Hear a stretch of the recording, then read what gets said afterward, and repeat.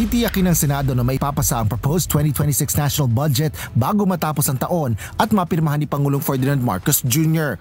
Ito ang inaasahan ni Senate President Vicente Tito Sotto III na magagawa ng Senado sa kabila ng pagpapalit ng liderato sa House of Representatives. Kumpiyansa ang tagapangulo ng Senado na hindi magkakaroon ng antala sa pagpapasa ng panukalang pondo.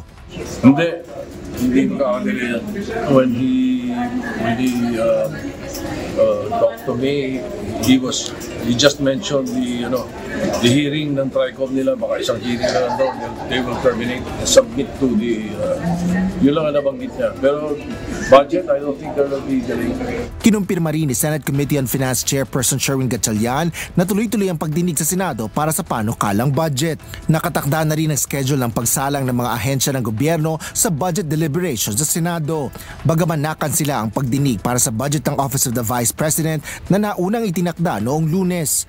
Ayon kay Senador Gatchalian, nakikipag-ugnayan na sila kay Vice President Sara Duterte kaugnay nito. Nagpadala kami ng sulat sa kanya at nagbigay kami ng mga available schedule. So babalikan niya kami kung available. Wala pang schedule. But nagbigay kami ng mga options. Kasi mayroon ng mga nakaschedule na departments. Ang dami na nakaschedule.